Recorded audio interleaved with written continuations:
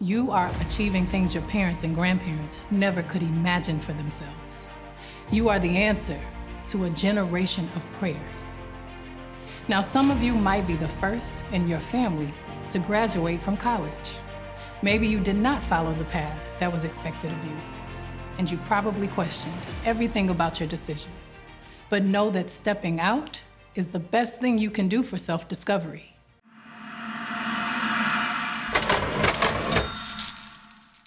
Howdy, folks. Welcome. Come on in, come on. Take a seat. No, there's plenty of room for everyone. Hey, anyway, welcome to yet another video about the fabulous world of fabulous celebrities and their fabulous wealth. And who is today's fabulous topic, you might ask? Well, we're going to be talking about the net worth of... That was supposed to be a drum roll. Beyonce, a queen of two worlds, music and business. Yes, that's right, we are talking about Queen Bey, The Hive, aka Queen Bey, aka Third Ward Trill, aka Sasha Fierce, and let me also try, the drum roll didn't work, but that's me doing a very sassy snapping of my fingers back and forth. This is going to be fun. So, as always, we're going to delve into a couple of points. I reckon we should get 3 or 4 going in the time we have. So, first of all, for those of you who've been hiding under a rock, point number 1. Who is she, and what's she got? So, Beyonce Giselle Knowles Carter, yeah, it's a bit of a mouthful. Oh, FYI, interestingly enough, on her birth certificate, Beyonce is not spelled with the trademark accent over the E, because you can't do that in Texas, along with a few other things. But moving right along. She was born and raised in Houston, and she's performed basically since she was born, from the get-go, and she's been in the public consciousness for a very, very long time. Of course, rising up in the late 90s as the lead singer of Destiny's Child, which is one of the best-selling girl groups of all time. Oh, and get used to the term best-selling and of all time when we're talking about Beyonce. She is an absolutely incredible human being. And now, so Destiny's Child goes on hiatus, and during that time, she releases her first solo album, Dangerously in Love, 2003. She actually hasn't had a hugely prolific output in terms of albums. You could very convincingly argue that's definitely a case of quality over quantity, however. And of course, that album, Dangerously in Love, had the US Billboard Top 100 #1 singles, Crazy in Love and Baby Boy, which I can still remember pretty well. But fast forward a couple of decades or so, gosh, nearly 2, and today, Beyonce is a world-bestriding colossus. It had been estimated by the end of 2014, and again, we're going back a few years, that she would become the highest-paid black musician in history, and this is certainly the case now. She was ranked at #1 on the Forbes Celebrity 100 list that same year, earning an estimated $115 million around June 2013, June 2014. Jumping forward a couple of years, her net worth is calculated to be $355 million, and she was the 35 highest earning celebrity in that year, 2018, tied with Madonna, as only 2 female artists to earn more than $100 million within a single year. And that's happened twice now. However, there is another significant name that I haven't mentioned, because we're not really going to be talking about Jay-Z too much here, except when it comes to the money. Because as a couple, Beyonce and Jay-Z have a combined net worth of $1.16 billion. Point number 2, the companies. Well, when you are a entertainment juggernaut, bringing smiles to the faces of millions and getting paid very, very handsomely while you do it, what do you do with all this cash that you're splashing about? And fairly recently too, 2015 and 2017. Parkwood Entertainment has produced her albums, films, albums by others, a lot of really high-profile stuff, so well worth looking out and getting even more of a deep dive into. In addition to founding her own company, she's got the fashion House of Derion, apologies if I've mispronounced that, named for Bey's great-grandmother, I believe, who was a very accomplished seamstress.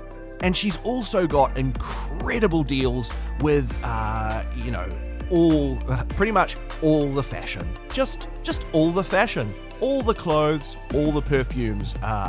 Want me to list them? Sure, I'll list them. Armani, Tommy Hilfiger.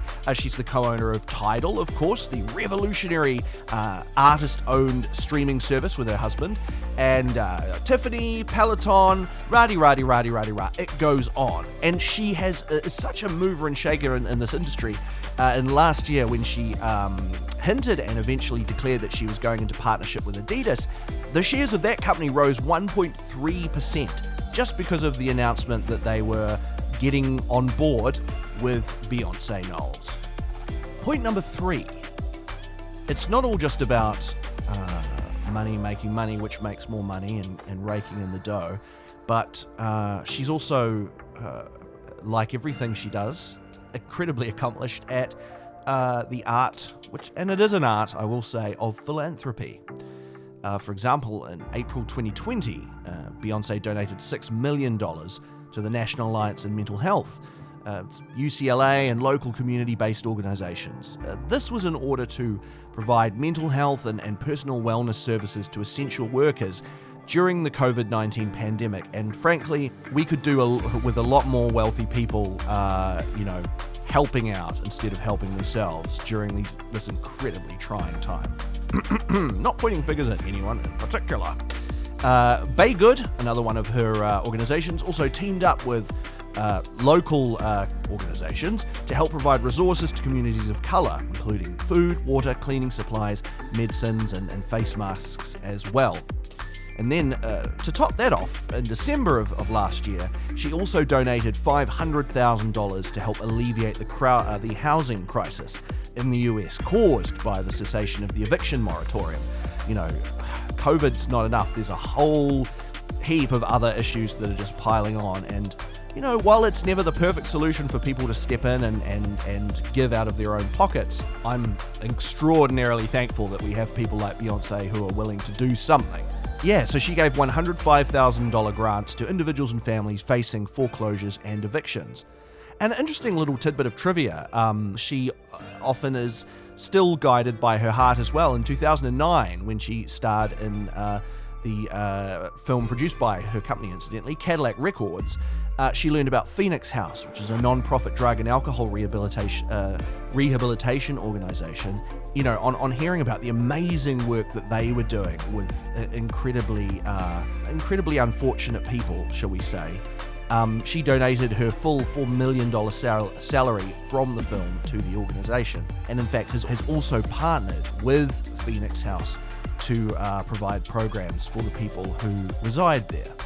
But enough about the philanthropy and the money and the lifestyles of the rich and the famous. We've had that the last few videos that we've done here. Let's talk about the music, which is kind of the whole reason that everything else rests on the back of this, the artistic output.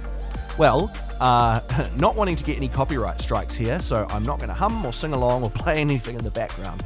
Probably the simplest thing to say is to focus on one album, one that I have always found particularly interesting and represents kind of a turning point in Beyonce's career as far as I'm concerned. And of course, that is 2008's I Am Sasha Fierce. So I think suffice to say, let's just take a bit of a look at the incredible critical acclaim and accolades that album received. Leah Greenblatt of Entertainment Weekly ranked it as number 2 on her 10 best CDs, remember those, of 2008. And of course, unforgettable tracks. If I Were a Boy, Single Ladies, which is going to get stuck in my head now. Don't know if I can get away with that. Maybe, we'll see. Those two are undoubtedly album highlights. Continuing with what Leah said, the surprise here is how consistently satisfying the rest of it is. Even the less showy tracks, and that's why I find it a particularly interesting album, blossom on repeated listening. About.com was rated as 9th on the list of the best R&B albums of 2008. NBC Washington placed very highly. Honorable mentions, best albums of 2008. ABS-CBN News and Current Affair, 12 best-selling album of 2008, and slightly more refined list, the Village Voices Has and Job year-end lists. I Am Sasha Fierce was ranked at number 333 and 580 in 2008 and 2009 respectively, and that is really quite something because those guys can be real snobs. The album was ranked at number 12 on the list of the best albums of the 2000s decade in Rolling Stone's Readers' Poll. Won the Soul Train Music Award for Best Album of the Year, American Music Award for Favorite Soul R&B Female Artists, BET Awards, MOBO Awards, MTV Europe Music Awards, NAACP Image Award for Outstanding Album, and so on and so on and so on. She also won 7 Grammy Award nominations at the 52nd Annual Grammy Awards, including Album of the Year.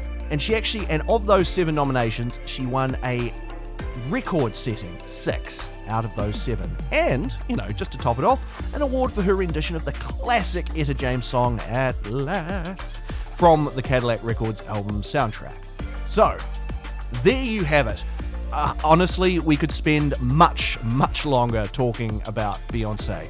But I feel like we've kind of raced through a lot of interesting points today. What do you guys think? Oh, I almost forgot. There goes that attempt at sassy finger snapping again.